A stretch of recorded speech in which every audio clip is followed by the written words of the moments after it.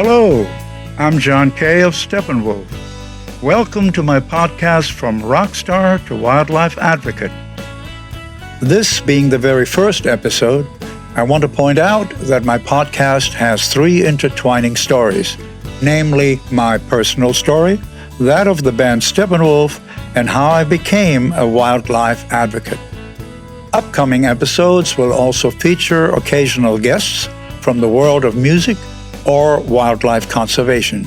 So, whether you're a classic rock fan, an animal lover, or you simply like interesting stories, I believe you'll find my podcast enjoyable. My story begins during World War II in 1944. I was born that year in East Prussia, which was then still part of Germany. My parents lived in the town of Tilsit until my father, who was in the German army, was killed in Russia a month before I was born. With the Russian army about to overrun East Prussia, my mother took me in her arms and got on a westbound train that came to a halt in the town of Arnstadt. There we were given shelter by a kind family in a room above their tannery. When the war ended in 1945, the American army rolled into town. But after the Allies, the US, Russia, Britain, and France, signed the Potsdam Agreement, the American troops left, and the Russian troops marched into Arnstadt and erected a border dividing Germany into East Germany and American-occupied West Germany. Suddenly, we lived in what soon became a communist state and trapped behind the so-called Iron Curtain. My mother noticed my poor eyesight and took me to a doctor who had no idea what my affliction was, but prescribed tinted glasses, which helped a little. Decades later, it was determined that I have achromatopsia, which, in addition to extreme light sensitivity, results in complete colorblindness. I see no color whatsoever. The world I see is all black and white photography. Although the doctor in Arnstadt didn't know any of this, he said something that caused my mother to consider a dangerous undertaking. He said my vision might improve if I had access to a better diet. At the time, we lived on food rations of mainly fish, usually herring. It was herring day in, day out, fried, boiled, pickled. I didn't touch fish again until I was in my 30s. Knowing a better diet was available in West Germany, as well as the promise of freedom, my mother decided we would try to escape from communism by crossing the border into West Germany. She knew about a couple of brothers who, for whatever you could pay them, took the risk of getting shot and smuggled people through the border defenses of barbed wire and trenches while avoiding the searchlights and dog patrols. The night of our escape, I was told to be absolutely quiet. I had a cold and had to suppress the urge to cough. And once we made it across the border, to run, because the East German guards would shoot across the border if they discovered you had escaped. But we were lucky and made it safely into our new homeland, and a couple of days later found ourselves in the barn that my Uncle Alfred, my mother's brother, had converted into living quarters for his wife, my grandmother, and himself. At the time, people lived in whatever the war had not destroyed, and the barn was better than most makeshift homes. Although my mother explained, "This is your uncle, your aunt, and this is your grandma," they were strangers to me. And when my mother left to find work in the city of Hanover, I was a very unhappy and lonely boy. The only person I really knew, my mother, was suddenly gone, and the 10 days or so until she returned to take me to Hanover felt like an eternity to me. Most of Hanover had been bombed to rubble during the war, and places to live were in short supply. But my mother found a small attic room with a patched ceiling where a bomb had come through the roof, and down the hall was a toilet and a cold water tap, which we shared with other tenants on our floor. Now, despite these minimal comforts, a few months later I spent my happiest Christmas in that room. Somehow, my mother managed, with the scant money she made altering people's clothes, to buy a small Christmas tree. On that tree hung a little Santa Claus ornament, which I had in my rucksack when we escaped. That little Santa Claus has adorned every one of our Christmas trees ever since. My mother had also bought 2 gifts for me, a coloring book and a little box of clay sticks. She told me years later that I skipped around that table with our little tree, chanting, "Ich freue mich so, ich freue mich so." I'm so happy, I'm so happy. Well, of course, I was happy. It was Christmas. I had a couple of toys, and most importantly, I had my mother back. Not much later, she met a good man who had survived 5 years in a Russian prisoner of war camp, and he became my stepfather. Because the 3 of us were now a family, we qualified for one of the hastily built new apartments and moved into one. Not very large, but certainly much better than the attic room, and we were glad to have it. Soon I was 6 and had to go to school. It was customary to distract the young victim from this alarming development with a large, colorful cone of candies and chocolates. Well, it didn't work. I was miserable in school. They were still being rebuilt and were vastly overcrowded. I couldn't read the blackboard, and I did not do well. My mother, who continued to work, was determined that I receive a good education and somehow managed to get me into the private Waldorf school. That school was banned under Hitler because its teachings were far too enlightened to suit the Nazis. But it had reopened after the war, and I was happy there because the teachers looked after me and some of my classmates became very good friends. On June 17, 1953, I was 9 years old and became politicized. For on that day, over 1 million East Germans demonstrated against the communist regime in East Germany. Hearing that uprising on the radio was highly emotional for me, for I had escaped that regime with my mother just 5 years earlier. Hundreds of protesters were killed by Russian tanks and police, and thousands more were later imprisoned. The revolt was crushed, of course, but I paid attention to other struggles from then on. In 1956, I saw a newsreel with grainy footage of the uprising in Budapest, Hungary. People fighting Russian tanks with homemade gasoline bombs, so-called Molotov cocktails, during the revolt against their communist regime. This attempt at freedom was also brutally suppressed.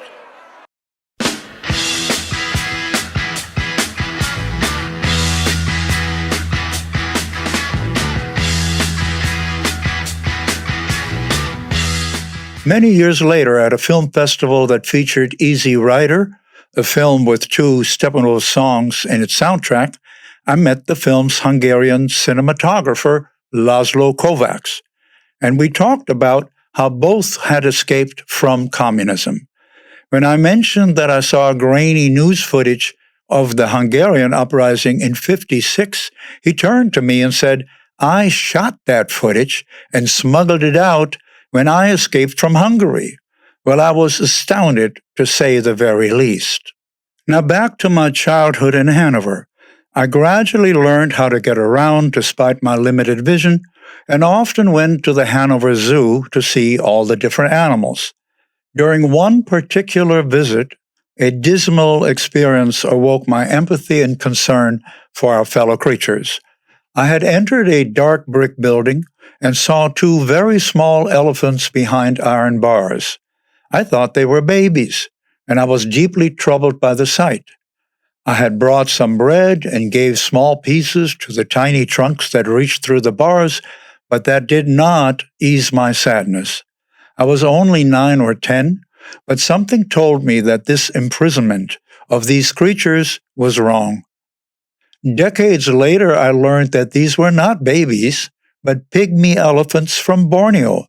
But that fact didn't make their deplorable confinement any less offensive to me.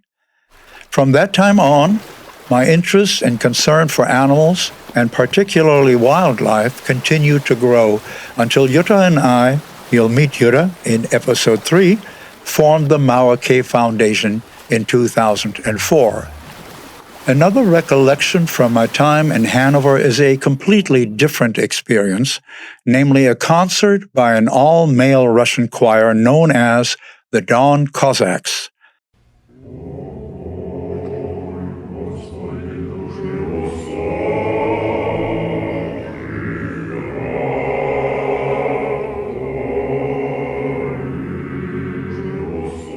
Their deep voices and melancholy, sorrowful songs moved me to tears and puzzled my mother, for neither one of us spoke Russian. Now, I have come to understand much later in life what I experienced that night. It was an inkling of the power of music. That realization was not lost on me, and I've been a seeker of deeply affecting music as well as lyrics ever since. Well, when I was 12, this deeply affecting piece of music came out of our radio, courtesy of the American Armed Radio Network. Gonna tell Aunt Mary about Uncle John. He claimed he has the music, but he having a lot of fun. Oh, baby.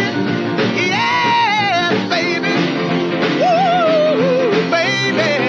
Having me some fun tonight. Yeah. Well, what was that? I had chicken skin from head to toe when I heard Little Richard and later Elvis, Chuck Berry, Jerry Lee Lewis, and others. I became obsessed with rock and roll and fantasized that someday I would be on the other side of the ocean, learn English, and play this kind of music. Predictably, I got the "sure kid, sure, now pay attention in school and quit daydreaming" response. Although to my mother's credit, she never tried to talk me out of my fantasies. Not long after my rock and roll baptism, we received good reports from family members in Canada, and my parents decided we would emigrate as well. So, in March 1958, I said goodbye to my schoolmates, and on the day of our departure, we were joined by friends and neighbors for a farewell photo at the Hanover airport, and then we were off to Toronto, Canada. After 3 flights with a refueling stop in Ireland, we arrived 36 hours later in our new hometown and moved into the top floor of a relative's house. Well, I didn't know anyone there, and I didn't speak English yet, so our radio became my new best friend. I listened not only to rock and roll, but I also discovered country music, rhythm and blues, and on Sunday mornings, I heard great gospel music from the black churches in Buffalo, New York. At night, I would often hear music on radio stations as far away as Nashville, Tennessee. All of it was new and exciting, and I soaked it up like a sponge. Because of my limited vision and my lack of English, it was decided I would attend so-called sight-saving classes, operated by the CNIB, the Canadian National Institute for the Blind. The CNIB also loaned me a tape recorder, so I could listen to talking books. However, once I got my first guitar, after convincing my mother to give me a major advance on my weekly allowance, I immediately recorded my playing and singing on this machine. Well, I was appalled by what I heard back. This can't be my voice. Do I really sound this bad? I was highly, highly disappointed.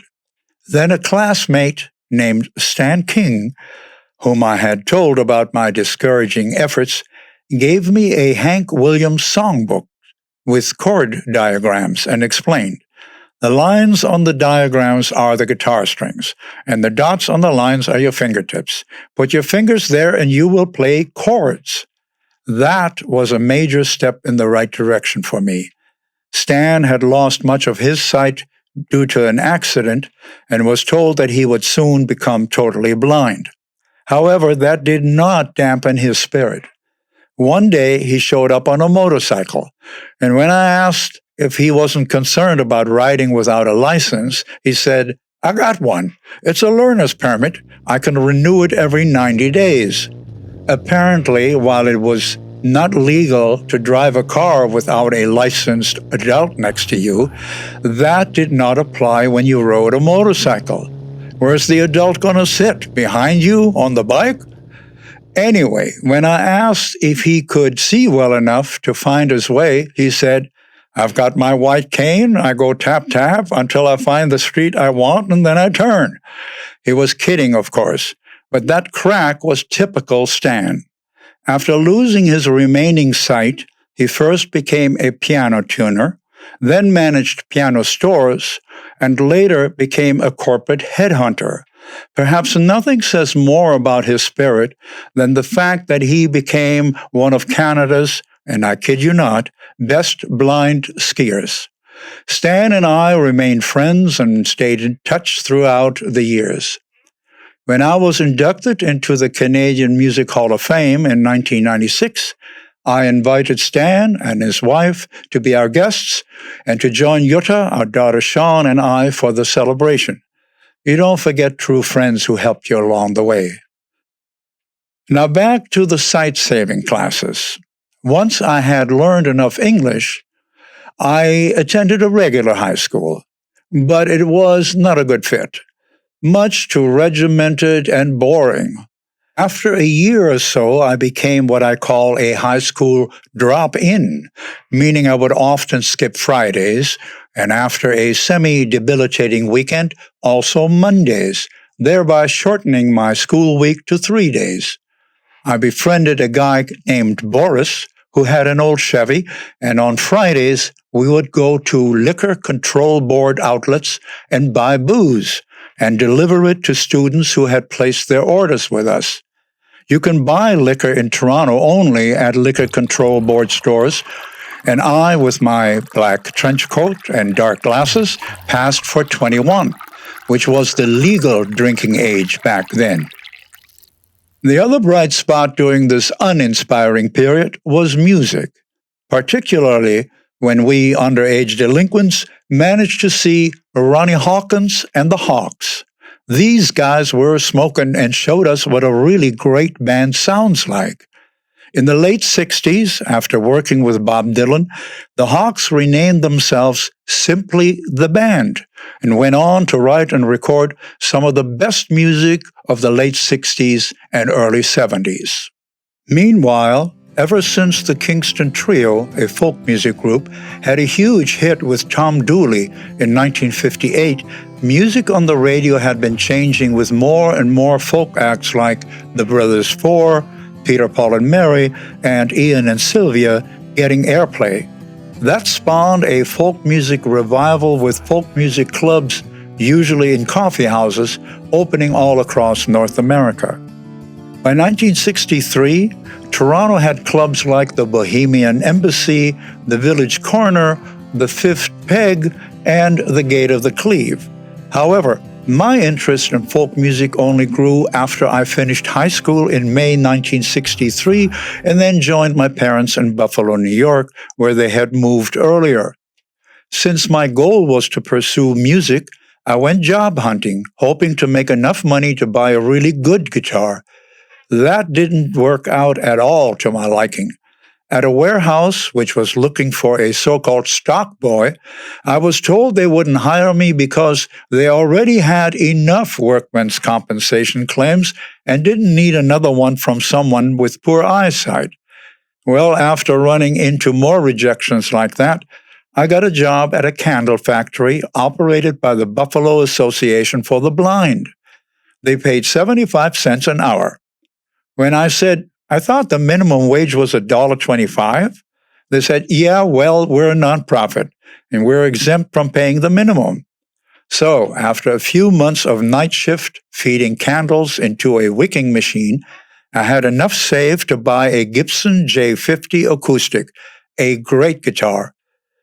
There were 2 folk music clubs in Buffalo at the time, the Limelight and the Golden Boar, both of which had hootenanny nights, or open mic nights, and I started playing at these coffee houses and made a few friends, one of which was Ed Taubley.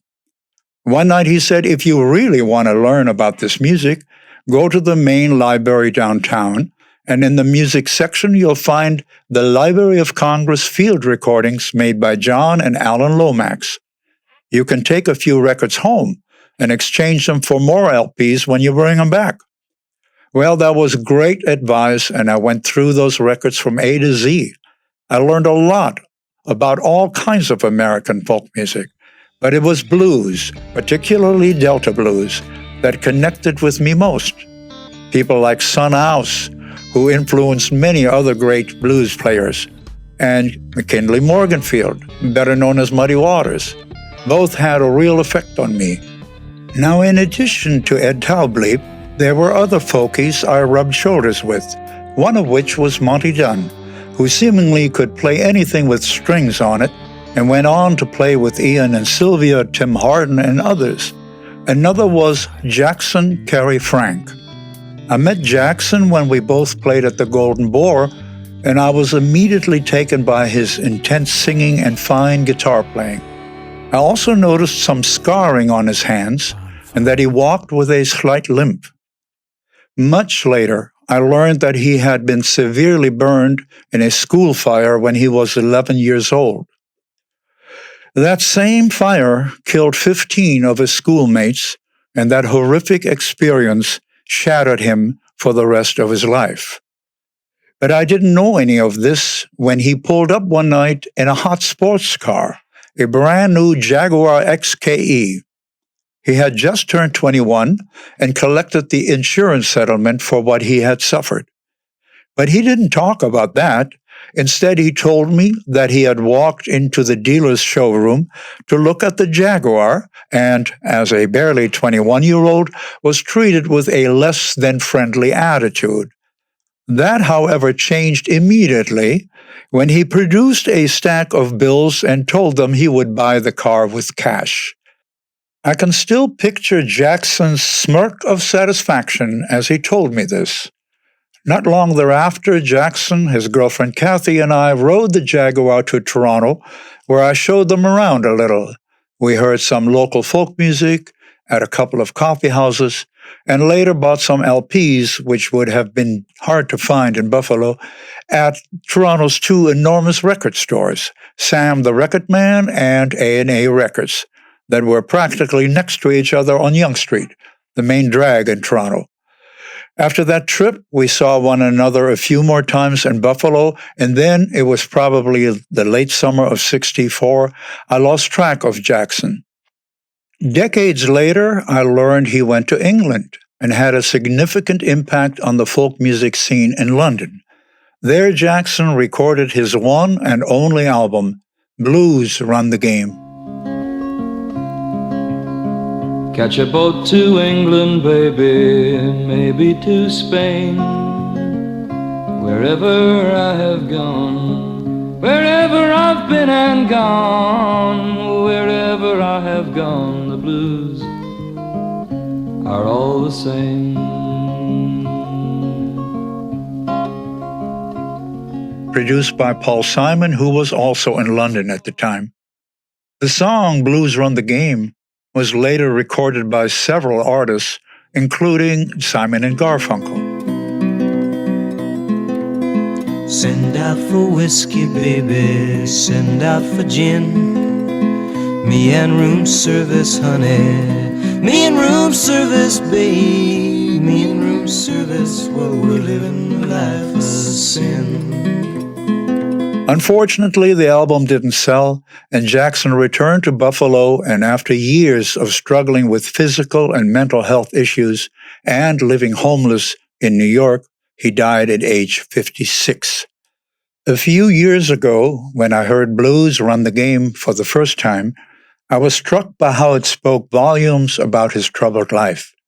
The trauma of his childhood was deeply buried in him. How could it not be? And he carried it with him no matter where he went. As he wrote and sang, "Wherever I have gone, the blues are all the same." Hearing his voice again made me recall better times when the future still looked promising for both of us. But now the time machine will bring me back to July 1964 and a more cheerful recollection. For that month, I hitchhiked with a friend named Chuck to Rhode Island to attend the Newport Folk Festival. We had our guitars with us, got rides quickly, and arrived in Newport in time to see some of the best traditional and contemporary artists and songwriters. On our first day, we saw Delta blues legend Son House, Mississippi John Hurt, Doc Watson, Bob Dylan, Muddy Waters, and many more. Next afternoon, while waiting for more performances, Chuck and I, plus another fellow, were playing our guitars under a shady tree when we were joined by a fellow named Taj Mahal. He played really well, and the four of us jammed for a while. Less than a year later, Taj and I were to play in Los Angeles in a coffee house. But I'm getting ahead of myself here. Back to the festival. In addition to Bob Dylan, other young songwriters, Len Chandler, Phil Oakes, and also Tom Paxton and Buffy St. Marie, both of whom were to become my friends in later years, were following in the footsteps of Woody Guthrie and had something to say about the war in Vietnam and the civil rights movement, amongst others.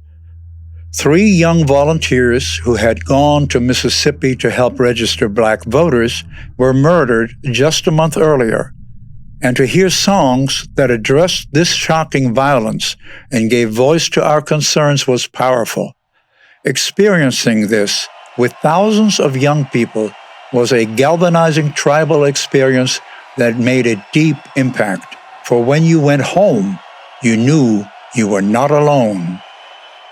After returning from Newport to Buffalo, a friend from Toronto invited me to join him on a road trip to California.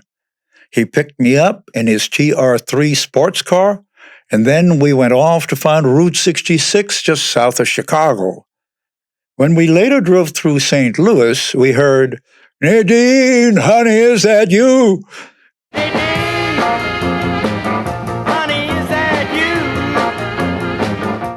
By the first poet of rock and St. Louis native Chuck Berry leap out of the car radio. It was just too cool. After making our way to San Francisco, we took California Highway 1 down the coast all the way to San Diego, stopping in Santa Cruz and other spots on the way, including Venice. Before heading back east, we went to Disneyland and spent a whole day there, having a great time just like little kids. The whole trip was a blast, and when I arrived home, I said, "I'm moving to California. I like the weather there, the beaches, the palms, the girls. I'm going." My mother replied, "While you were gone, we spoke to your aunt in Santa Monica, and she also really likes it there. So we've decided to move to California as well."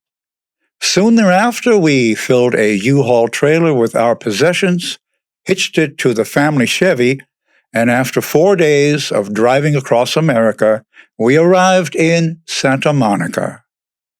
Next time, in episode 2, I'll continue with my recollections of playing at the New Belvedere in West LA and on Hootenanny nights at the Troubadour in West Hollywood, joining the folk quartet called Mafia's Men while playing on a bandwagon while waiting for Vice President Hubert Humphrey, washing dishes at the Troubadour while listening to Hoyt Axton play the Pusher, dancing to the Byrds, electrified Bob Dylan songs at Ciro's on Sunset Strip, and much more. So until then, thanks for listening, stay well, and stay wild.